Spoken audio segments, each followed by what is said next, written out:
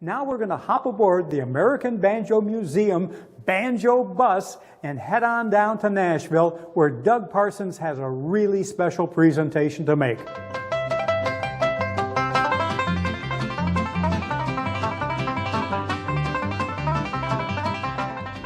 Since 1998, the American Banjo Museum Hall of Fame has honored over 100 individuals and organizations that have molded the fabric of the banjo history.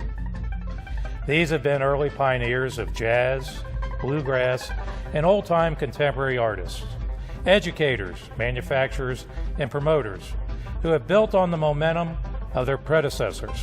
Tonight, we honor one of those founders, innovators, and an iconic banjo figure that with his unique style of banjo playing and innovative style founded a whole new generation of players that would try to learn, mimic, and grow his style. You cannot think of the founding fathers of the five-string banjo and not have this individual be part of that discussion. From his work with the Tennessee Cut-Ups to Reno and Smiley and his time playing on this iconic stage at the Ryman Auditorium. His countless other collaborations with other artists are too numerous to mention. His name has lived on through the years as a monumental influence in the banjo world.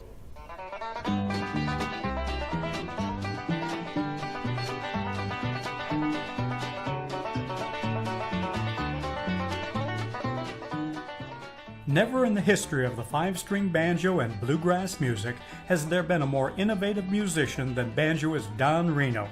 Burning with creativity and never satisfied with the status quo, Reno invented a new style of banjo playing which literally redefined the instrument's role and set new musical standards for generations of banjoists yet to come.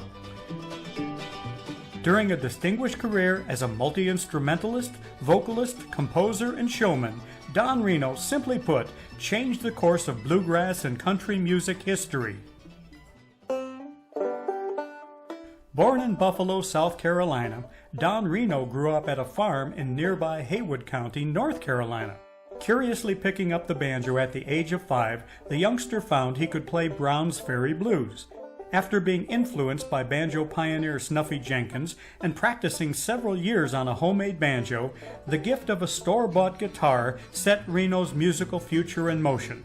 Possessing instinctive, albeit eclectic musical taste, Reno injected elements of jazz and blues into both his banjo and guitar playing, and while still in his teens, was appearing on local radio as a member of the Morris Brothers.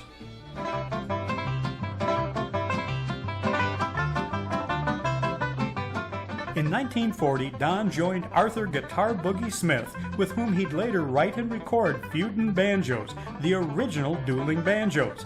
2 years later, after receiving an offer from Bill Monroe to become part of the now legendary Bluegrass Boys, Reno chose instead to enlist in the Army, serving in the Pacific Theater, where he was wounded in action as part of Merrill's Marauders. After the war, Reno returned to South Carolina, where the ambitious musician operated a grocery store by day while playing jazz and country music at night. Although they were good friends, Reno was becoming weary of the comparison between himself and Earl Scruggs and was driven to create a new style and sound for the five-string banjo that was all his own. Incorporating unheard-of techniques such as double stops, double-time picking, and triple pull-offs, Reno developed an exciting single-string style approach to the instrument, which allowed him to play scales and complicated fiddle tunes note for note, and a new way to play the five-string banjo was born. After hearing that Earl Scruggs had left the Bluegrass Boys in 1948, Reno tracked Monroe down in Taylorville, North Carolina, and without invitation, joined the band on stage in the middle of their performance. He remained with the Bluegrass Boys until the following year, when a recurrence of his service-related malaria forced him to return again to South Carolina. It was a fortuitous chain of events that brought Don Reno together with his longtime partner, guitarist and vocalist Red Smiley. Kindred musical spirits, in 1949, Reno and Smiley teamed up as the Tennessee Cut-Ups, despite the fact that neither was from Tennessee. After recording 16 milestone tracks for King Records in 1952, the duo disbanded briefly, only to regroup and become the most popular country group in the Southeast and Mid-Atlantic regions for the next decade. There'll be no detours in hell, no rough roads along the way. After Smiley's retirement in 1965, Reno briefly teamed with fiddler Benny Martin before enlisting guitarist Bill Harrell to start a new chapter in the Tennessee Cut-Ups history, which ultimately included Reno's sons Ronnie, Dale, and Don Wayne.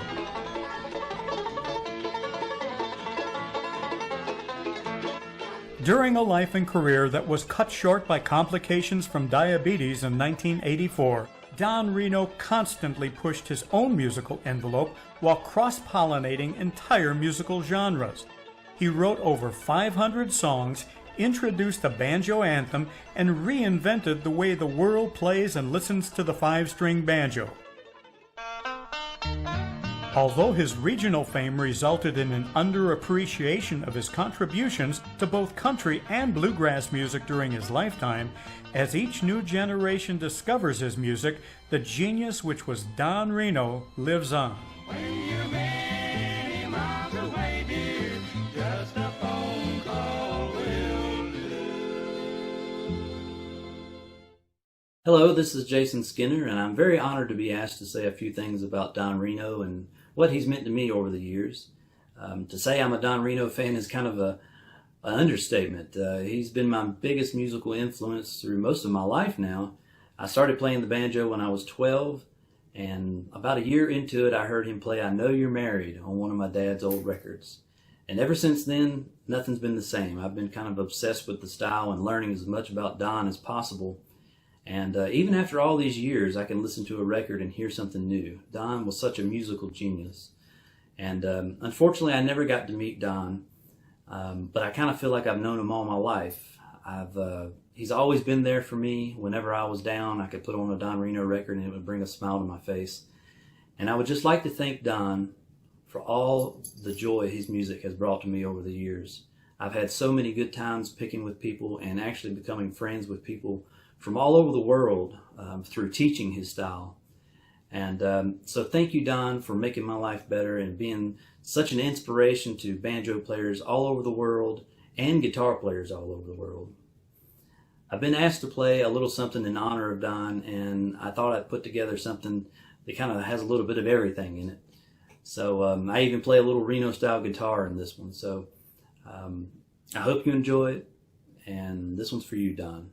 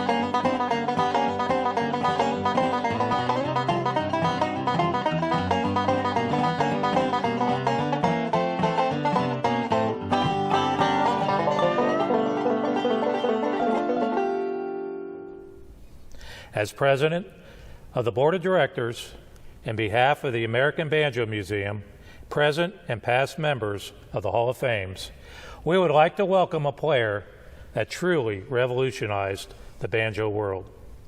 And in this spirit, it is my privilege to welcome into the 2020 class of the Hall of Fame, Mr. Don Reno. I'm presenting this award tonight to his son, Don Wayne Reno. Congratulations. Thank you so much. Wow. So excited for my dad tonight. I want to thank all the folks at the American Banjo Museum, Johnny Bear, which I've been working with. I accept this on behalf of all the Reno family. My mother, brothers, and sisters are all very proud of this achievement, and I would like to accept it as humbly as I think my dad would. Dad was super patient when it came to teaching his unique style of banjo to others. I actually got my start watching him do that very thing. Dad wanted everybody to be in on the fun, and his character made people want to pick up their instruments and join in. That's how it was in our home growing up. Anyone that knows me knows that I love to talk about my dad, and I could stand up here all day and talk about him. But I really just want to thank my dad for all the beautiful music that he left us with. It keeps us close to him, even though he's gone on to the next life. Also, want to thank all of Dad's fans who supported him all the years, supported us and our family when he was sick and in the hospital. They're some of the best people that I've ever met in my life, and I'm proud to have got to know them. And again, just thank you so much for this. And we'll get my other brother over here to come up and say a few words. But again, thank you so much for this. We are so honored. I'd like to take this opportunity to say thank you to the American Banjo Museum for this. You know, I'd like to say a few words about Dad, not so much in a musical text, but things he used to do. I used to notice him do around the house and things when we were little. He was the kind of guy that would take a hobo in off the street, feed him. He only had 2 times that he did not ever want to be disturbed, because he loved friends coming over and company, but he didn't want to be disturbed when he's either writing songs for an album or when he's watching General Hospital. He didn't want to be messed with at General Hospital time. But anyway, he was a great guy, great dad. He's a great teacher. He taught all of those boys, because he could play any instrument, you know, any one instrument he'd want to pick up. He played a piano, harp, any stringed instrument. And he taught us all, and we really appreciate him. He taught a lot of people. He taught a lot of people on how it is to be a good guy also, other than just his music ability. So I'd like to say thank you. Thank you once again for this. We appreciate it. Thank you, Don Wayne Reno and Dale Reno, for accepting on behalf of your father beautifully spoken words about a man who was beloved in the banjo world.